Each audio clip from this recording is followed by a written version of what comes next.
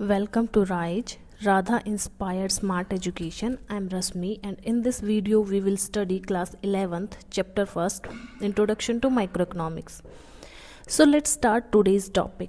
एक बार मैं आपको लिस्ट ऑफ कंटेंट से इंट्रोड्यूस करती हूँ. फर्स्टली हम करेंगे meaning and definition of economics, micro economics क्या होता है, मैक्रो क्या होता है, उनके बीच में डिफरेंस क्या है, पॉजिटिव और नॉर्मेटिव इकोनॉमिक्स और उन दोनों के बीच में डिफरेंस क्या है, meaning and definition of economy or types of economy. Now come to the first topic.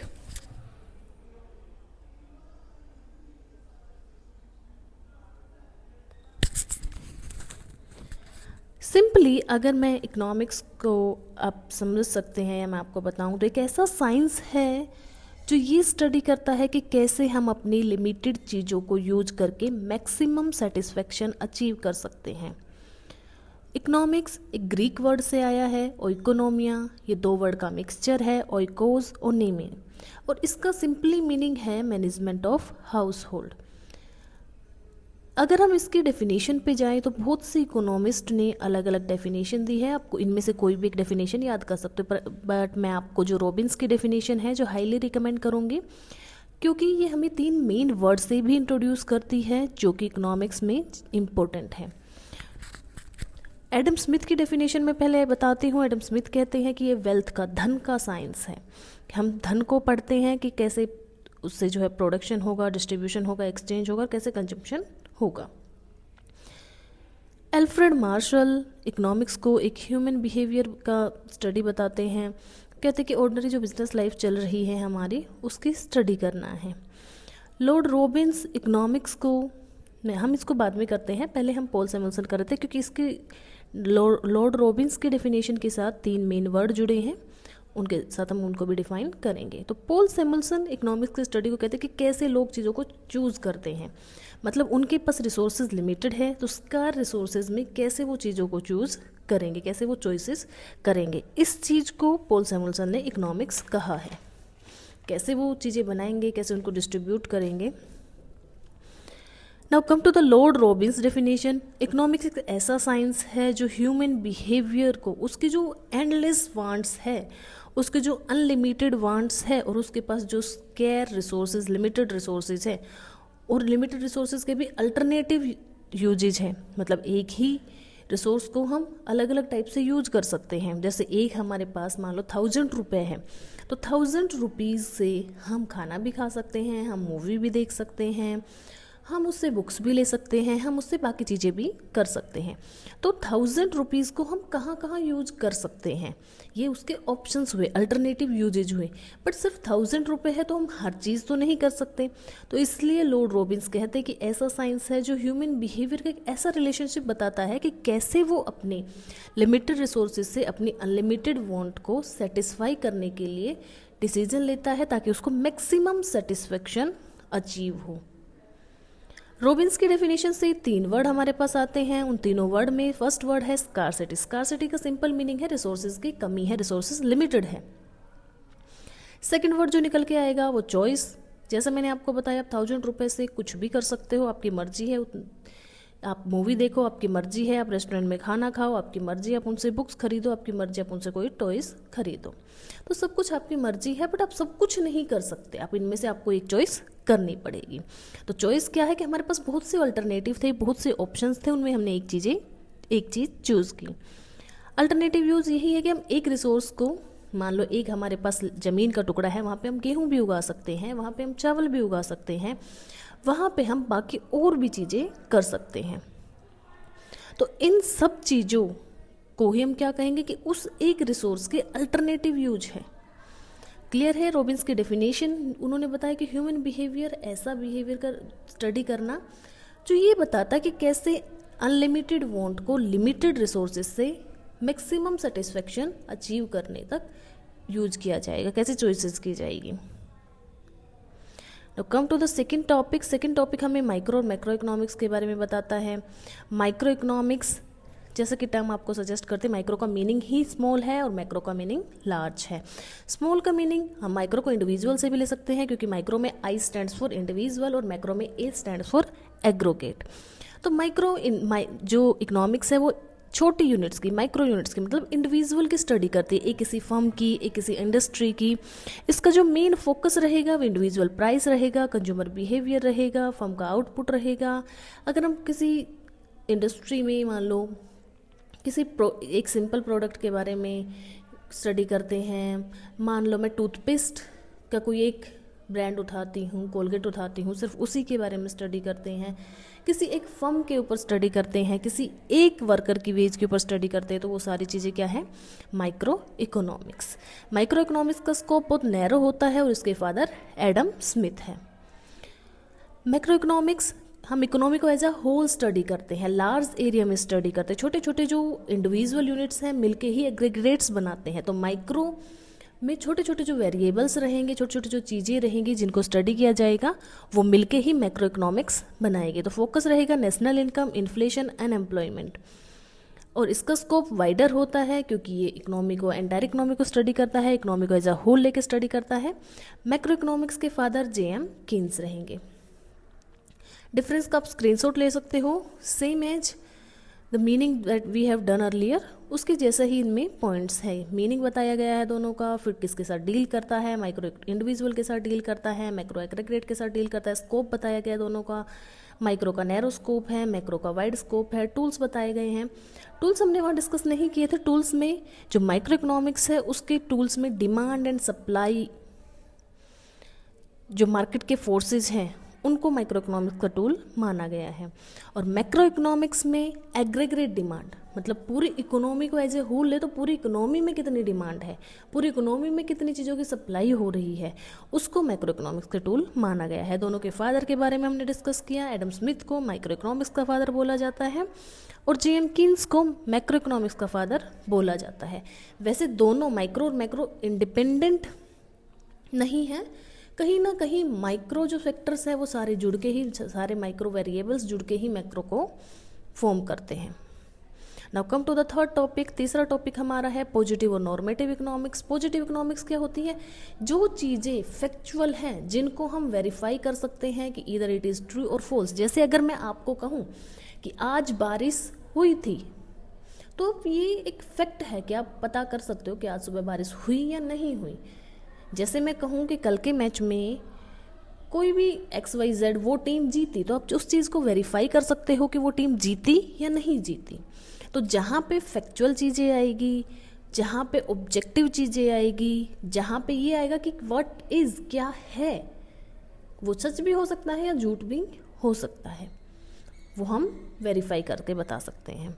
तो उन सबको हम पॉजिटिव इकोनॉमिक्स कहेंगे। एग्जाम्पल में इंडिया की GDP grow by 7% last year, इसको हम इजीली वेरीफाई कर सकते हैं।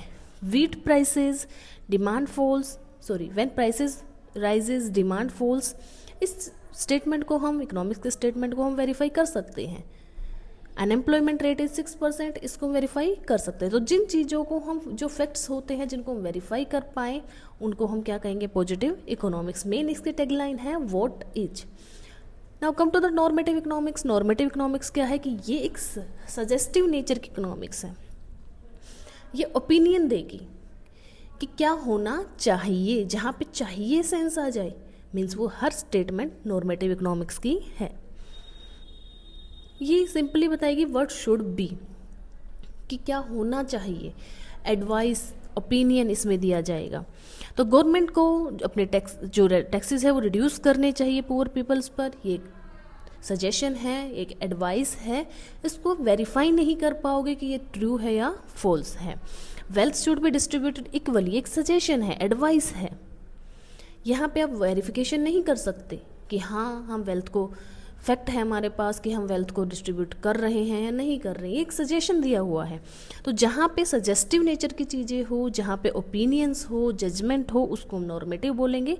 जहाँ पे फैक्ट्स हो और एक्चुअल चीज़ें हो, ऑब्जेक्टिव चीज़ें हो, उनको हम पॉजिटिव इकोनॉमिक्स बोलेंगे। डिफरेंस इनके बेस में देख सकते हो, बेसिस में आप देख सकते हो, नेचर बताया गया है, ऑब्जेक्टिव और फैक्चुअल है positive economics. Normative economics subjective और वैल्यू बेस्ड है। वेरिफिकेशन पॉजिटिव इकोनॉमिक्स का किया जा सकता है, नॉर्मेटिव को नहीं वेरीफाई किया जा सकता। बेसिस हम देखें तो based on positive economics real world पे फैक्ट और फिगर्स पे बेस करती है। नॉर्मेटिव इकोनॉमिक्स एथिकल और मोरल स्टैंडर्ड पे बेस करती है। पॉजिटिव इकोनॉमिक्स हेल्प करती है हमारी इकोनॉमिक रियलिटी को समझने में कि क्या चीज़ें हैं, क्या फैक्ट्स में, फैक्ट फिगर्स में एक्चुअल क्या सिचुएशन है। और नॉर्मेटिव इकोनॉमिक्स जो पॉलिसीज़ हैं कैसी होनी चाहिए, किस टाइप से हम चीज़ों को सुधार सकते हैं, किस टाइप से हम चेंजेस कर सकते हैं, वो एडवाइसेस होती हैं। एग्जाम्पल अगर हम देखें तो प्राइस ऑफ ऑनियन डबल्ड, हम इस फैक्ट को चेक कर सकते हैं कि क्या ये सही है या गलत है। पर जहाँ पे नॉर्मेटिव इकोनॉमिक्स आएगी तो price of onions should be controlled, तो कंट्रोल होनी चाहिए। हम इसको, ये सब्जेक्टिव नेचर का है, ये एक ऐसा फैक्ट है जो ओपिनियन दे रहा है एक तरीके से, तो हम इसमें कोई भी जो है वेरिफिकेशन नहीं कर पाएंगे। तो सिंपली जो इकोनॉमिक्स पॉजिटिव इकोनॉमिक्स रहेगी जहाँ पे चीज़ें फैक्ट और फिगर्स के रूप में रहेगी, और जो हमारी नॉर्मेटिव इकोनॉमिक्स है उसमें चीज़ें मोरल बेस्ड ज़्यादा रहेगी। Now come to the next topic. हमने अब तक देखा इकोनॉमिक्स के बारे में। Now come to economy. Economy क्या होती है? एक ऐसा सिस्टम जो हमें लाइवलीहुड अर्न करने के सिस्टम प्रोवाइड कर रहा है, जो लोगों को उनकी लाइवलीहुड अर्न करने के साधन दे रहा है, उस सिस्टम को हम इकोनॉमी कहते हैं। मान लो मैं एक टीचर हूँ और मैं बच्चों को पढ़ा रही हूँ और पढ़ा के अपनी लाइवलीहुड अर्न कर रही हूँ, तो ये ऑप्शन मुझे किसने दिया? इंडियन इकोनॉमी ने। तो वो सिस्टम जो लोगों को लाइवलीहुड अर्न करने का के मीन्स प्रोवाइड कर रहा है, साधन प्रोवाइड कर रहा है, उसी सिस्टम को हम इकोनॉमी बोलते हैं। डेफिनेशन पे अगर हम आए तो एक ऐसा मैन मेड सिस्टम है जो production, distribution, consumption of goods and services, इन सब चीज़ों को देखेगा कि कैसे ह्यूमन वांट्स जो है इन सब चीज़ों से सेटिस्फाई होगी, और उनके जो स्कार रिसोर्सेज हैं, उनके जो ऐसे रिसोर्सेज जो लिमिटेड रिसोर्सेज हैं, उनके थ्रू कैसे मैक्सिमम सेटिस्फेक्शन अचीव किया जा सकता है। तो इकोनॉमिक्स एक ऐसी स्टडी थी जिसमें ह्यूमन बिहेवियर की स्टडी की जाती थी कि लिमिटेड रिसोर्सेज से कैसे अनलिमिटेड वांट्स को फुलफिल किया जा सकता है। और इकोनॉमी एक सिस्टम है जो कि लाइवलीहुड अर्न करने के मींस प्रोवाइड करेगा ताकि लोग अपनी वांट्स को सेटिस्फाई कर पाए, क्योंकि वो पैसे कमाएंगे तो उन पैसों से अपनी चीज़ें खरीदेंगे और उनकी वांट्स सेटिस्फाई होगी। क्या क्या कैरेक्टरिस्टिक्स होगी इकोनॉमी की? एक इकोनॉमी में production of goods and services ये इन्वॉल्व ही रहेगा, एक्सचेंज और डिस्ट्रीब्यूशन होगा, क्योंकि जो प्रोड्यूस किया है उसको अगर एक्सचेंज नहीं किया जाएगा, डिस्ट्रीब्यूट नहीं किया जाएगा, तो फिर प्रोडक्शन का फ़ायदा ही क्या था? फिर तो हमारी अर्निंग होगी कैसे? ह्यूमन जो वांट्स है वो अनलिमिटेड है, उसी के अराउंड ये सेंटर रहते, क्योंकि ह्यूमन वांट्स अगर लिमिटेड होती तो उतनी ज़्यादा हमें इकोनॉमिक्स में प्रॉब्लम ही नहीं आती, शायद ये सब्जेक्ट एमर्ज ही नहीं होता। और अगर हमारे रिसोर्सेज के अल्टरनेटिव यूजेस ना होते तो शायद फिर भी हमें किसी टाइप की कोई प्रॉब्लम नहीं आती। रिसोर्सेज के अल्टरनेटिव यूज है, ह्यूमन वांट्स अनलिमिटेड है, इसीलिए हमें जो है इकोनॉमिक्स में चीज़ों को मैनेज करने की, चॉइस करने की ज़रूरत पड़ती है। जो इकोनॉमी है वो 3 बेसिक क्वेश्चन के आंसर देती है कि क्या प्रोड्यूस होगा, कैसे प्रोड्यूस होगा और किसके लिए प्रोड्यूस होगा। क्या क्या मतलब कि किस टाइप की हमें गुड्स बनानी है, कैसे प्रोड्यूस होगा मतलब किस टेक्नोलॉजी से, लेबर इंटेंसिव से या कैपिटल इंटेंसिव से, और फॉर होम मतलब किसके लिए प्रोड्यूस होगा, कि रिच सेक्शन के लिए, पुअर के लिए, इंडस्ट्रियलिस्ट के लिए, या फिर हमारे सोशल वेलफेयर के लिए चीज़ें होगी। Now come to the last topic of this chapter, types of economy. Types of economy में हमारे पास 3 टाइप की इकोनॉमी है। फर्स्ट वन कैपिटलिस्ट इकोनॉमी, जिसको हम फ्री मार्केट इकोनॉमी भी बोलते हैं। इसमें जो सारे रिसोर्सेज रहेंगे, ज़मीन है या इंडस्ट्रीज़ है या बाकी जो भी चीज़ें हैं, सबके ऊपर प्राइवेट की ओनरशिप रहेगी, और जो प्राइस मैकेनिज्म है वो डिसाइड किया जाएगा मार्केट के फोर्सेस के थ्रू। मार्केट के 2 फोर्सेस हैं, डिमांड एंड सप्लाई। जिस चीज़ की डिमांड बढ़ेगी उस चीज़ के प्राइसेस बढ़ जाएंगे, जिस चीज़ की डिमांड कम होगी उस चीज़ के प्राइसेस कम हो जाएंगे, जिस चीज़ की सप्लाई कम है उसके प्राइसेस ऑटोमेटिकली बढ़ जाएंगे। जब सप्लाई ज़्यादा हो जाएगी तो प्राइसेस कम हो जाएंगे। तो मार्केट जो है वो डिसाइड करेगा कि क्या प्राइस किस चीज़ का रहेगा, सारे क्या ग्रो होगा, क्या प्रोड्यूस होगा, सारे जो भी हमारी इकोनॉमिक प्रॉब्लम है उनका आंसर मार्केट प्रोवाइड करेगा। इस इकोनॉमी में जो हमारी कैपिटलिस्ट इकोनॉमी है, गवर्नमेंट का बहुत ही मिनिमल सा रोल होता है। इस कैपिटलिस्ट इकोनॉमी का मेन मोटिव है प्रॉफिट मेकिंग। प्रॉफिट को मैक्सिमाइज करना ही इसका मेन मोटिव है। एग्जाम्पल में यूएसए, यूके, ऑस्ट्रेलिया है।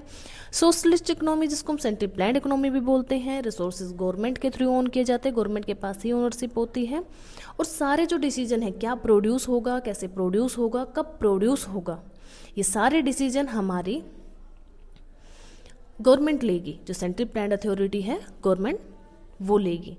इसमें सोशल वेलफेयर पे ज़्यादा ध्यान दिया जाएगा। यूएसएसआर, क्यूबा, नॉर्थ कोरिया ये इसके एग्जाम्पल है। मिक्स्ड इकोनॉमी, दोनों ही इकोनॉमी का मिक्सअप है, जो अपर हमने दो पढ़ी, कैपिटलिस्ट और सोशलिस्ट, दोनों इकोनॉमी का मिक्सअप है। दोनों की ही ओनरशिप रहती है, प्राइवेट की भी और पब्लिक सेक्टर की भी ओनरशिप रिसोर्सेज पे रहती है।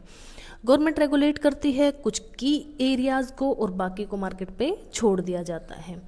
बहुत सी जो मॉडर्न इकोनॉमी है वो मिक्स्ड इकोनॉमी है। एग्जाम्पल में India, France, Brazil.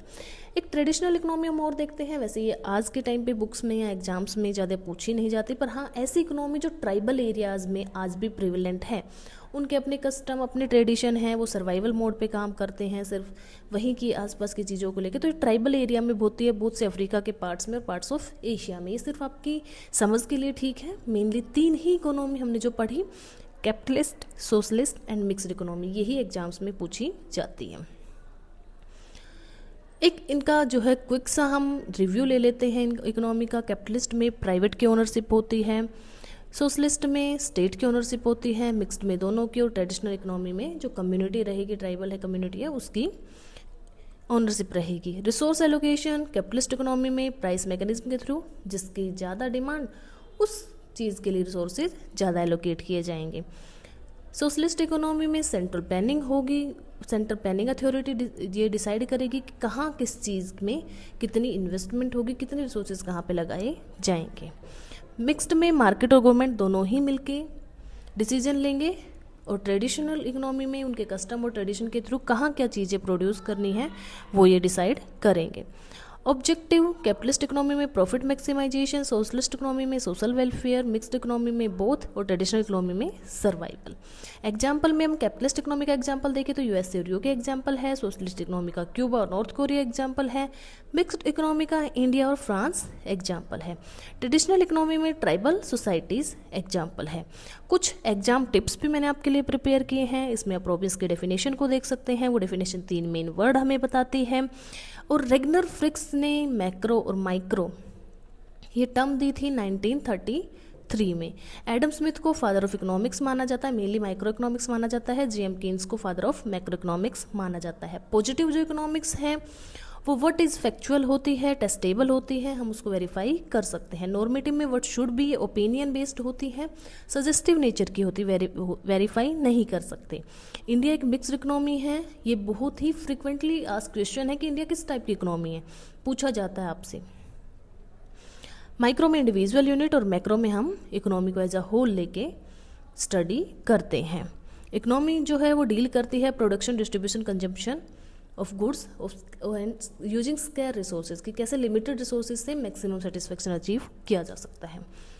Thank you so much, done for the day, and for more educational videos like, share and subscribe rise.